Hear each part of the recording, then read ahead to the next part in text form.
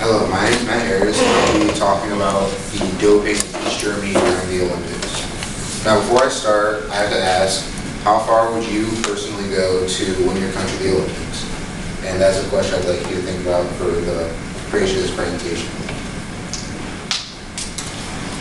Now, the state of Germany, after World War II, was very troubling as they were split in two sides between the Allied powers. The east side was split between the Soviet Union, and the west side was split between Britain, France, and the U.S., making them more democratic and the east more communist. Now, you may ask, why dope or why cheat the Olympics? Well, East Germany was going through many problems keeping their citizens in their country, which is why they built the Berlin Wall eventually. And other countries feel they have to cheat for similar reasons, like showing that they're a strong country, that they can dominate other people, athletically at least, and that to raise nationalism, so that people feel proud to be in their country, which is definitely what East Germany was trying to do in this. So how they did this was making drugs. The drug that they made was called oral turbinol, or OT as I'll refer to it for the rest of this presentation. It is a drug that was made by the government derived from testosterone. And what it does is it boosts muscle mass and recovery time, making it so that their athletes can work out and train all day at high intensities. Another thing that they did was blood doping in endurance athletes, as it is the process of adding excess blood to help bring more oxygen to your tissues by increasing your red blood cells. It was discovered in 1972 by Scandinavian scientists and used in that same year by a Scandinavian track runner in the Olympics, where he won double gold in the 1972 and 1976 Olympics. But it was banned in 1985 because pretty much everyone was using it, since it was a legal way to improve your athletes.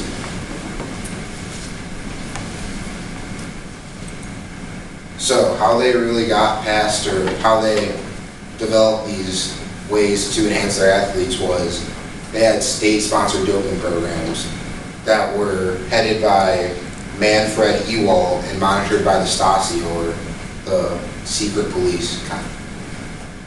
What they did was recruit kids as young as 12 years old and put them in training camps, so to speak, where they gave them vitamins or the OT drug along with injections like blood doping, and had them train all day at very high intensities. They tried to keep this training camp in secret by pretty much threatening the kids to not talk to anyone, not their parents or even each other, while they were at the camps.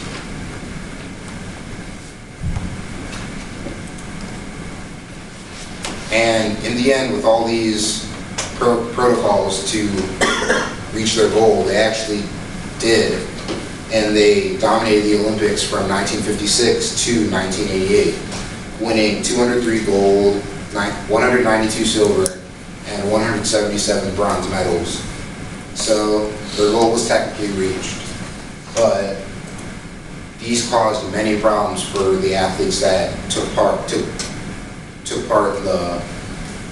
in the training.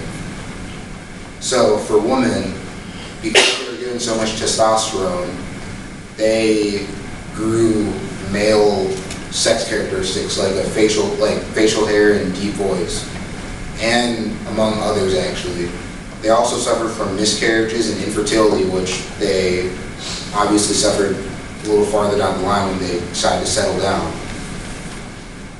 Some girls actually had so much testosterone in their system that they felt like more man than woman, which made them decide to change sex altogether, like Heidi Kruger right here, who ended up changing to Andreas because she just felt more manly than anything. She was getting teased a lot. Now for the men, because they were given so much testosterone with the OT drug, they pretty much stopped producing it because their system to produce testosterone shut down due to them getting it artificially for so many years. So when they stopped getting it artificially, they pretty much had little to no testosterone in their system, making their estrogen much higher, causing a lot of them to grow breasts. It also caused a lot of them to suffer from depression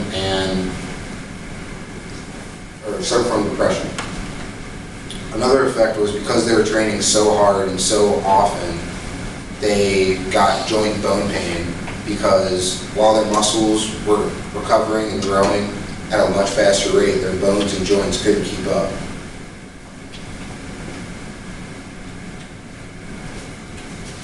And so, in conclusion, while East Germany did technically succeed in dominating the Olympics and showing that they were a dominant power for such a small country, they did end up falling, and the effects of the drugs and things that they used are still being felt today by the athletes who participated.